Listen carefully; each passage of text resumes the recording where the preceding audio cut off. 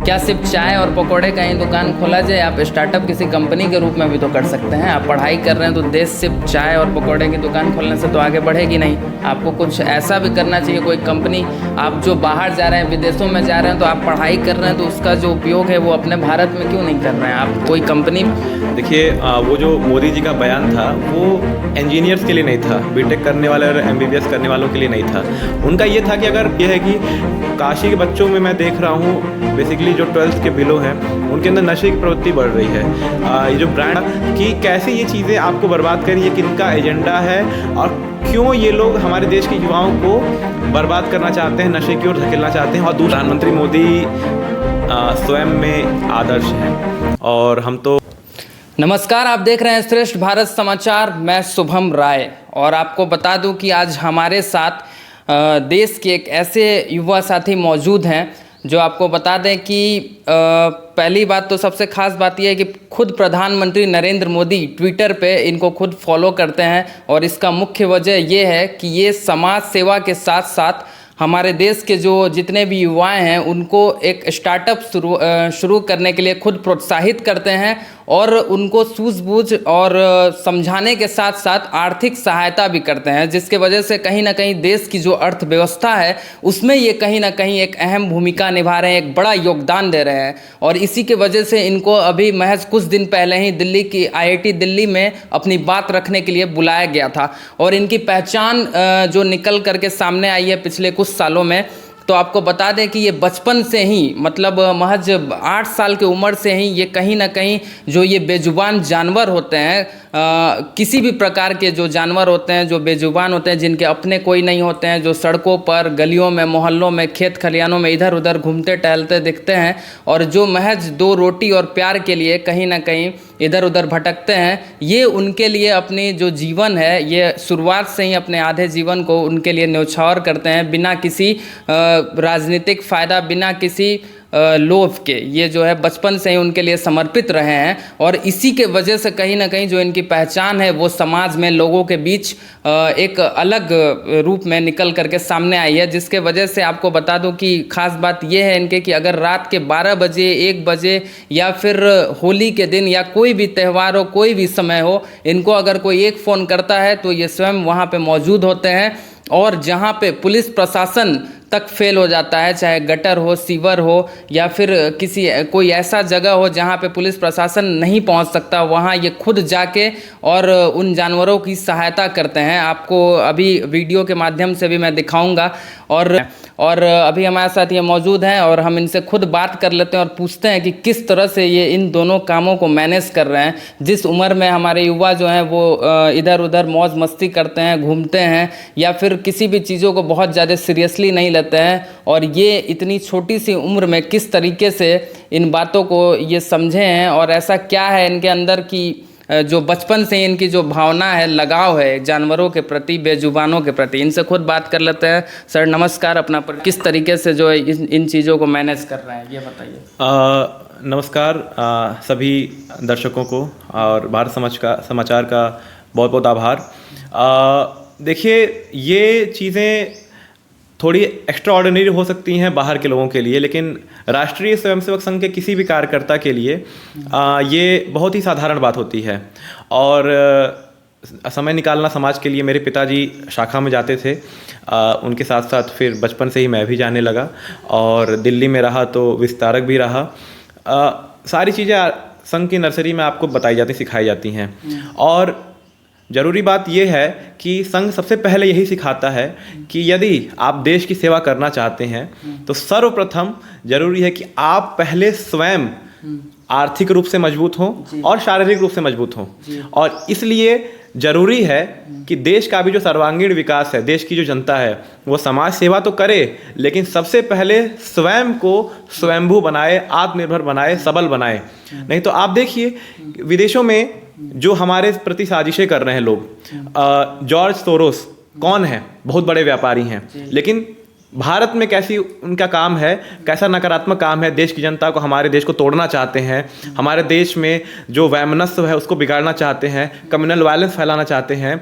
Bill Gates foundation जो है Melinda Gates foundation, ये क्या कर रहा है, ग्रीन पीस को कौन से लोग सहयोग कर रहे हैं, ये लोग जो हमारे परमाणु संयंत्रों को रोकना चाहते हैं, हमारे देश के आर्थिक विकास को रोकना चाहते हैं, ये लोग कौन है, ये लोग विदेश के व्यापारी ही हैं। तो देश में भी अगर हमें आगे बढ़ना है तो व्यापार जगत में, अर्थव्यवस्था के क्षेत्र में भारत के नागरिकों को आगे बढ़ना होगा, तभी जाकर देश मजबूत बनेगा। और ऐसा व्यक्ति ही जो स्वयं मजबूत है वही देश के लिए दिन में दैनिक रूप से या फिर साप्ताहिक रूप से या फिर मासिक रूप से देश के लिए थोड़ा थोड़ा समय देता है, तो देश मॉरल वैल्यूज़ में भी आगे बढ़ता है, कल्चरली आगे बढ़ता है और सर्वांगीण विकास देश का होता है। अच्छा, कहने का मतलब है कि पहले आर्थिक और शारीरिक रूप से खुद सक्षम नहीं होंगे तो आप समाज का जो है सेवा नहीं कर सकते हैं। ठीक है, आपका कहना बिल्कुल सही। और जैसा कि प्रधानमंत्री नरेंद्र मोदी भी इस समय सबसे ज़्यादा जो उनका ध्यान है वो वोकल फॉर लोकल के लिए है कि आप खुद का स्टार्टअप करें और जो क्षेत्रीय चीज़ है उस पर काम करें और उसको आप देश विदेश में जो पहचान है वो करें। आपको क्या लगता है, युवा कहीं ना कहीं इससे प्रभावित हैं या फिर अभी भी कहीं ना कहीं भटक रहे हैं, क्या लग रहा है? देखिए, बहुत ज़्यादा प्रभावित हैं। अगर आप आंकड़ों पे ध्यान दें तो चंद स्टार्टअप्स होते थे 2014 से पहले, लेकिन प्रधानमंत्री नरेंद्र मोदी जी ने जिस प्रकार से कानूनी चीज़ों को बदला है, सुगम और सरल बनाया है चीज़ों को, उसके बाद आप देखिए 17,000 के करीब स्टार्टअप्स अभी पिछले साल के लगभग हुए। ठीक है, युवाओं के अंदर इस समय बहुत ही ज़्यादा एक्साइटमेंट है, बहुत ज़्यादा एंथुसियाज्म है। कॉलेज जाने से पहले युवा ये सोचता था कि मैं पढ़ूंगा तो फेसबुक गूगल में नौकरी करने जाऊंगा। आज युवा ये सोचता है कि मैं ऐसा क्या बनाऊं, ऐसा क्या आविष्कार करूं, ऐसा क्या मैं इनोवेशन करूं, ऐसी कौन सी कंपनी में स्टार्ट करूं कि उस स्पेस को भर सकूं जहां पे फॉरेन कंपनियां अपना दबदबा बनाए हुए हैं और चीज़ों को महंगा बेच रही हैं। तो IIT दिल्ली में भी मैंने यही बातें रखी कि देश 70 साल से अर्बन सिटीज़ की ओर भागा है, एक सेंट्रलाइजेशन हुआ है, माइग्रेशन को बढ़ावा दिया गया है। नेहरू की जो पूरी थियोरी थी, उनका जो पूरा काम रहा है, नरेंद्र मोदी के बाद ग्राम विकास, गांव की ओर जो अर्थव्यवस्था जब मुड़ी है तब जाके देश सबल बनना शुरू हुआ है।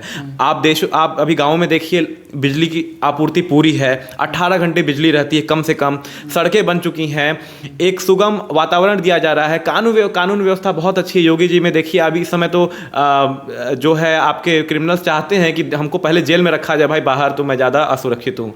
तो ऐसी चीज़ें हो रही हैं, तो युवाओं के अंदर बहुत ज़्यादा अच्छा कौतूहल का एक माहौल है। कुछ चीज़ें हैं जैसे ऐसे राहुल गांधी जैसे जो लोग हैं बाहर जाकर, जो देश में एक एक्साइटमेंट की स्थिति है, देश में जो एक अच्छा माहौल बन रहा है अर्थव्यवस्था को आकर्षित करने का, निवेशकों को आकर्षित करने का, ऐसे लोग ये लोग बिगाड़ने की कोशिश करते हैं। ये नकारात्मक लोग हैं और मेरा यही अपील है कि भारत में आकर लोग हमें जाने, ना कि ऐसे बेवकूफ़ों के चक्कर में पड़कर भारत की छवि को आंकने का प्रयास करें।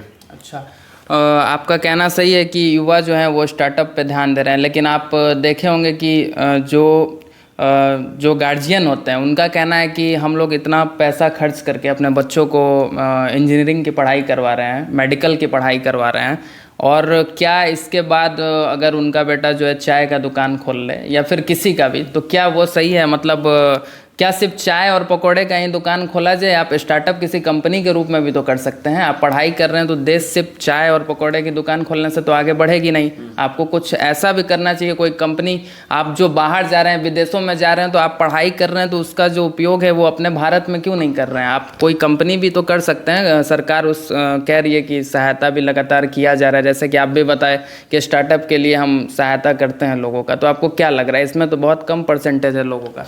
देखिए, वो जो मोदी जी का बयान था वो इंजीनियर्स के लिए नहीं था, बीटेक करने वाले और MBBS करने वालों के लिए नहीं था। उनका ये था कि अगर आपके पास कुछ नहीं है, आपको इनोवेशन आइडिया चाहिए, तो कुछ भी सोचिए। और पकौड़े की दुकान भी खोलना एक बुरी बात नहीं है, ठीक है। अब इसको जो राजनीतिक लोग हैं बोले कि नहीं, पकौड़े की दुकान, क्या पकौड़े की दुकान खोलने वाला क्या गिरा हुआ व्यक्ति है? रिक्शा चलाने वाला क्या छोटा व्यक्ति है? आप इस प्रकार से अगर आंकेंगे तो कौन सा काम करने वाला व्यक्ति बड़ा है छोटा, ये कैसे आप डिसाइड कर सकते हैं? तो मोदी जी का कहना यही था। ये सवाल कहीं ना कहीं तब उठा जब ज़्यादातर दुकानों का जो नाम है, जैसे इंजीनियर चाय वाला, इस तरह से लोगों ने रखा है, MBA चाय वाला। खैर उनका तो एक वो काफ़ी एजुकेटेड पर्सन भी, MBA चाय वाला, उनका एक अलग लॉजिक है। लेकिन उसके बाद आप देखे होंगे जैसे काफ़ी लोग रख लिए, इंजीनियर चाय वाला, MBA चाय वाला, BA चाय वाला। तो उस पर कहीं ना कहीं ये सवाल निकला कि आप इंजीनियरिंग करके, मतलब ऐसी क्या नौबत आ गई कि चाय के? हमारे यहाँ वाराणसी में नटीना दाई पे मोदी जी चाय वाला भी है। तो अभी नौबत कुछ नहीं आई है, नौबत यही है कि हम लोग ज़्यादा से ज़्यादा मात्रा में स्टार्टअप्स करना चाहते हैं।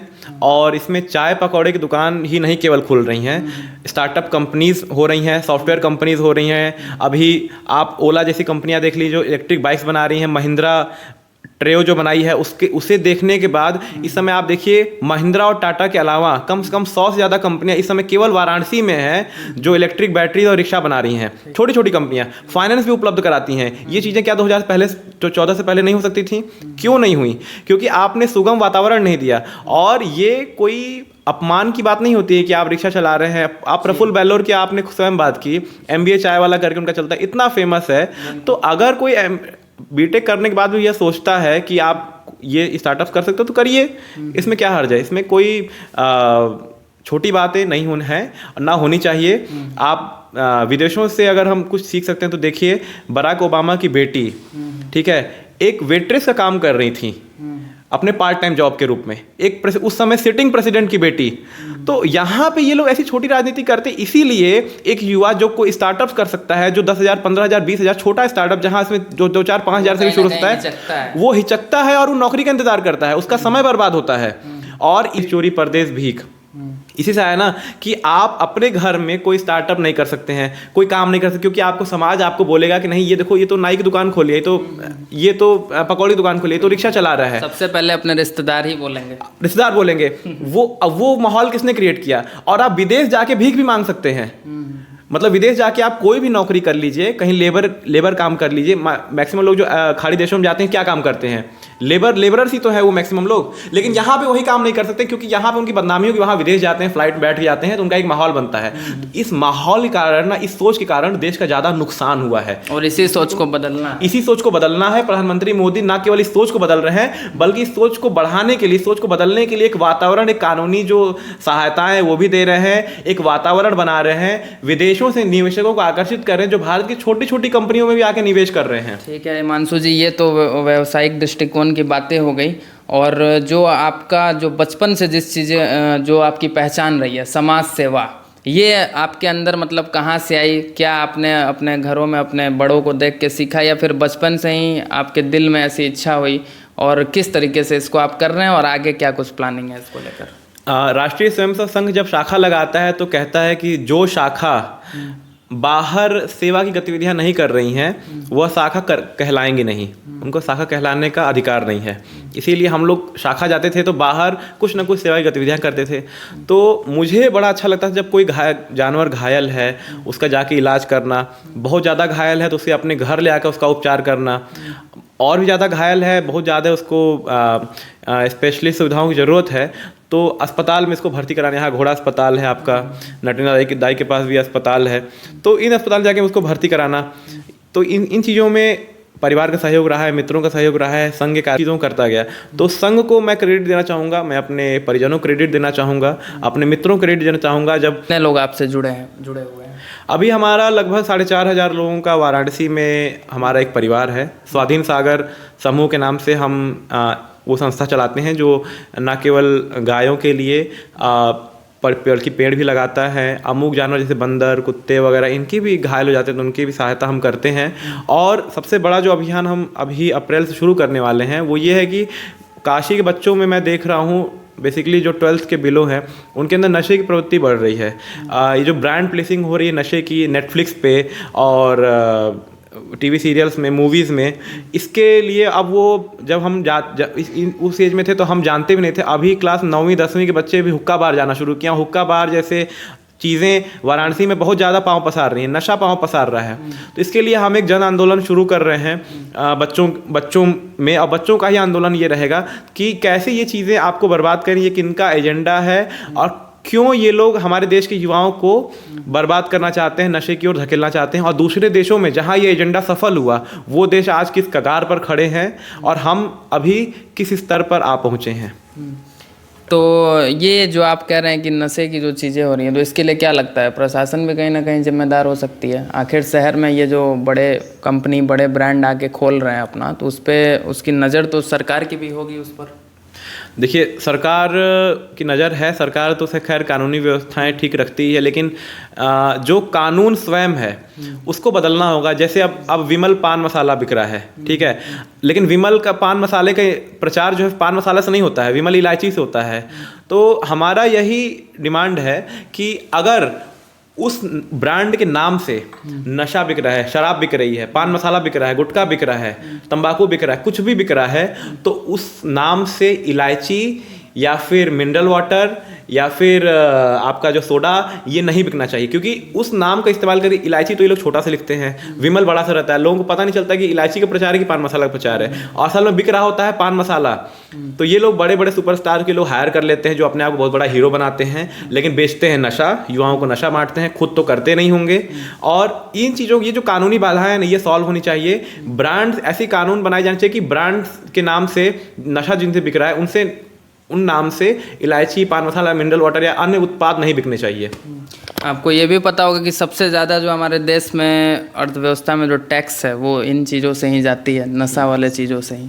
तो इस पे रोक लगाना कहीं ना कहीं थोड़ा सा, मतलब इसको रोकना, इसकी ये कोशिश जो हमारे अभिभावक हैं वही कर सकते हैं। और बच्चों में ये जब तक अंदर से खुद से ये महसूस नहीं होगा कि नहीं हमें इन चीज़ों से दूर होना होगा, तो ये तब तक संभव नहीं है। देखिए, पूरी तरीके पारिवारिक माहौल भी रहता है, लेकिन एक जो मानव है उसके जो अपना संस्कार है, उसका जो अपना चाल चलन है, वो समाज भी निर्धारित करता है। और समाज एक उम्र के बाद ज़्यादा निर्धारित करने लग जाता है जब आप घर के बाहर ज़्यादा रहना शुरू करते हैं। तो गुजरात में तो लिकर बैन हुआ, कोई दिक्कत नहीं हुई, अर्थव्यवस्था को तेज़ी से बढ़ती अर्थव्यवस्था है पूरे देश की। बिहार में लिकर बैन हुआ, अभी तक तो कोई नहीं हल्ला मचा रहा है कि टैक्स की कमी हो गई, ठीक है, बल्कि ये होता है कि बिहार में या गुजरात में जो नए बच्चे हैं उनको तो शराब मिल नहीं रही होगी, तो नशे की तरफ वो जा नहीं रहे होंगे, ठीक है। और आंकड़े हैं कि आप गुजरात में शराब पीते हुए आप वीडियोस आपको दिखते हैं वायरल कि इन्होंने लड़ाई कर ले, नहीं दिखते हैं, विरले दिखते हैं। प्रधानमंत्री नरेंद्र मोदी आपको फॉलो करते हैं, सबसे बड़ी जो सीख है क्या कुछ मिलती है आपको, उनको देख के क्या इंस्पिरेशन मिलती है आपको? प्रधानमंत्री मोदी स्वयं में आदर्श हैं और हम तो उनके चरणों की धूल बन पाएँ इसके लिए प्रयासरत हैं। जिस प्रकार से उनका जीवन है, एक तपस्वी का जीवन है, हम तो कल्पना भी नहीं कर सकते हैं कि हम वैसा जीवन शायद एक दिन भी जी पाएँ। तो और उनकी जो सोच है, एक अपने संस्कारों को, अपनी परंपराओं के साथ साथ जो आधुनिक काल की जो चीज़ें हैं उनको कैसे तालमेल बैठाना है, देश को आगे ले जाना, समाज को आगे ले जाना है, बच्चों को क्या करना चाहिए, तो युवाओं को क्या करना चाहिए, बड़ों के अंदर कौन संस्कार होना चाहिए, प्रशासनिक चीज़ें कैसी होनी चाहिए, अपने आप में वो व्यक्ति आदर्श हैं। और भारत का सौभाग्य है, भारत की जनता का सौभाग्य है कि ऐसा प्रधानमंत्री हमें मिला जो देश को इस प्रकार से विश्व पटल पर आगे ले जा रहा है। अभी अगर लोगों को आपसे संपर्क करना हो तो किस तरीके से करेंगे और किस प्रकार आप लोग सहायता करते हैं वो हमारे दर्शकों को बता दें। हिमांशु मैसेज करके मेरा यूज़र नेम है, आप इस पर मुझे कभी भी सोशल मीडिया प्लेटफॉर्म से मैसेज कर सकते हैं। स्वाधीन सागर के सोशल मीडिया प्लेटफॉर्म से मैसेज कर सकते हैं, @स्वाधीन सागर यूज़र नेम है, हर सोशल मीडिया प्लेटफॉर्म पर सेम है। और वाराणसी में कोई भी पशु हो, कोई भी व्यक्ति भी हो जिसको ऐसी किसी इमरजेंसी सुविधाओं की ज़रूरत है, कोई उसका नहीं है, अनाथ है, सड़क पर है, तो आप हमें संपर्क करें, हम पूरा प्रयास करते हैं कि उसका पूरा समाधान किया जाए। आपका कोई ऑफिशियल कॉन्टैक्ट नंबर भी होगा तो वो हम लोग मेरा कॉन्टैक्ट नंबर है 8512838225। आप इस पर कभी भी संपर्क कर सकते हैं और कोई भी चीज़ें हो तो हम पूरा प्रयास करते हैं कि आपकी सहयोग करें। ठीक है, तो आप देख रहे थे अभी हमारे साथ हिमांशु चतुर्वेदी जी थे, समाज सेविक, और आप इनको सुने और कहीं ना कहीं आप भी इससे इनके बातों को ध्यान से सुनेंगे और एक जो इंस्पिरेशन है वो कहीं ना कहीं युवाओं को भी मिलेगा। और इसी तरह जुड़े रहें हमारे साथ, देखते रहें श्रेष्ठ भारत समाचार। नमस्कार।